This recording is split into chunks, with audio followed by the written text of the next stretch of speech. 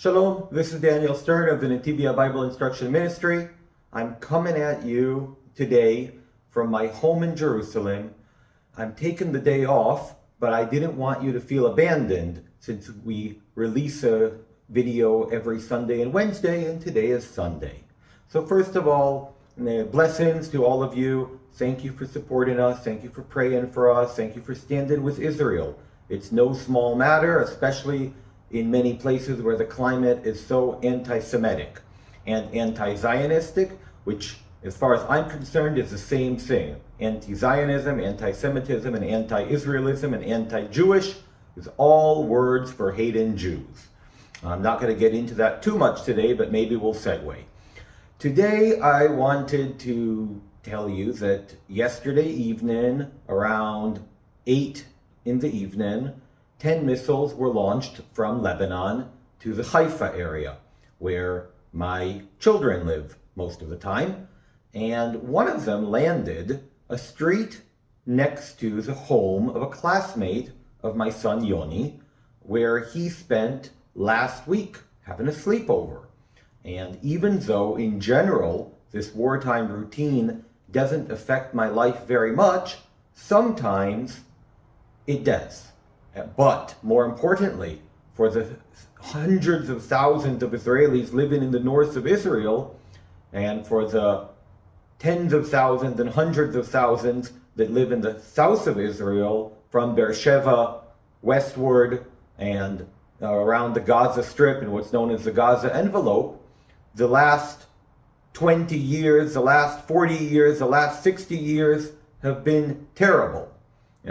It depends when you start looking at Arab terrorism against Jews, but for 150 years, Arabs have been rioting against Jews.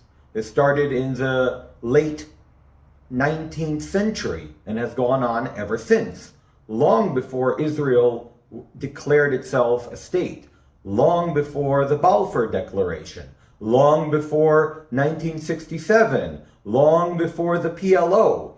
Arabs have been massacring Jews for 150 years. And of course, throughout history, many nations have been massacring Jews, but that's not the topic today.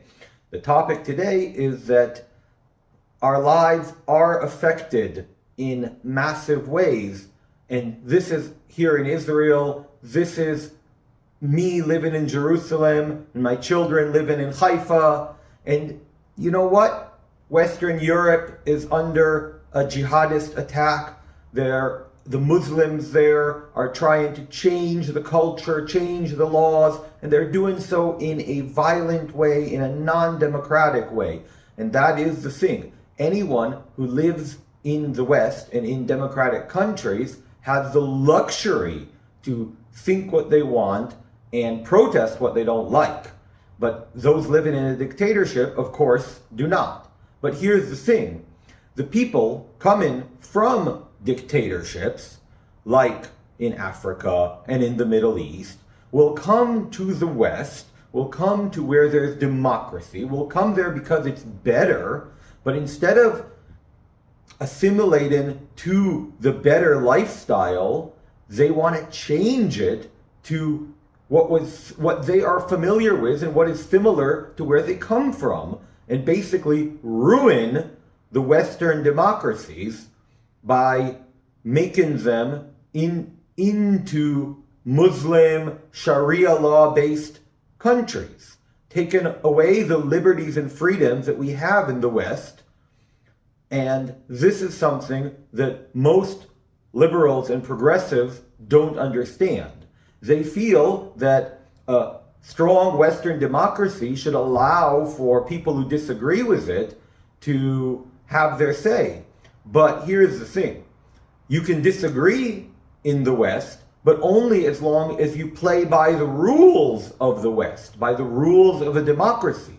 Once you say the rules don't apply to me, I will overturn the situation in any way, shape, or form, then you're not playing by the democratic rules, and the rules should not apply to you anymore, and the West should be defensive. The democracies in the West need to know and start to apply that those that don't play by their rules shouldn't be given the freedoms and the rights and the privileges as those playing by the rules. Because if you use the game to overturn it and break the game and there's no longer, for example, elections, then the democracy will disappear. And you can see that happening in many of the Western countries. And I'm not even talking just about Islam, but also you can see that many progressive left ideologists and ideologies will take advantage of the situation. For example, they will claim freedom of speech to say anything they want, but then deny freedom of speech to anyone who disagrees with them and say what you're saying is not okay, but anything I say is allowed. They'll claim all kinds of rights. You have to accept what I'm doing. You have to accept my way of life, but your way of life is not allowed. You have to accept my way of life because we are a democracy, but your way of life is wrong and bad. And frankly, that is a worldwide phenomenon of the progressive left, of the liberal left, of all the isms, whether it's feminism or wokeism or Islamism or so on.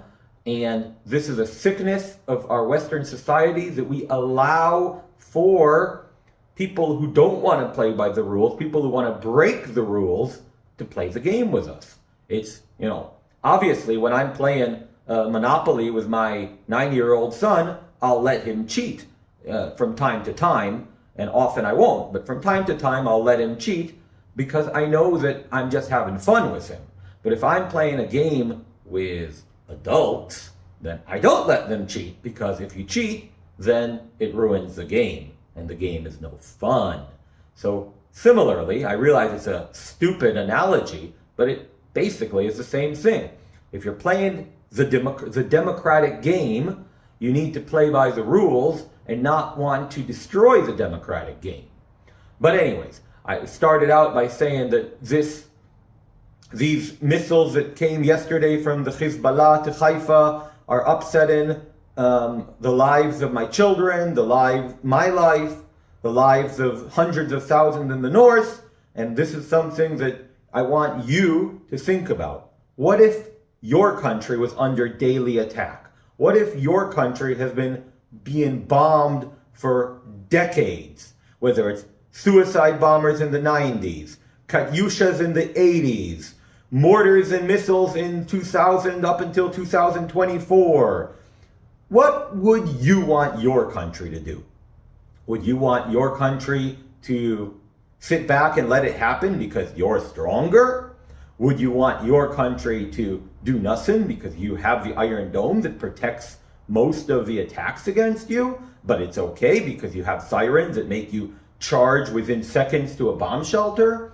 Would you want your country to not go in and try to rescue kidnapped hostages? Would you want your country to arm and feed and give fuel to those trying to kill you? To those paying money to anyone who's able to kill you? To those indoctrinating children to hate you? What would you want your country to do? Tell me in the comments. And once again, I want to remind you that with all of this going on in Lebanon and in Gaza, Netivyah stands firm, stands strong, stands with the soldiers. Today, right now, as we speak, we're receiving a shipment of 20 helmets to give to a special unit, the Yahalom unit, which are one of the 2 units that are called to deal with tunnels and booby-trapped houses. It's an important unit, high-quality unit, and we're giving them helmets that are arriving today. We stand with the IDF, we stand with Israel, and maybe next time we'll talk about anti-Zionism, anti-Semitism, anti-Judaism, and anti-Israel, but not today. So pray for Israel, pray for the IDF, pray for Netivyah, and God bless you all.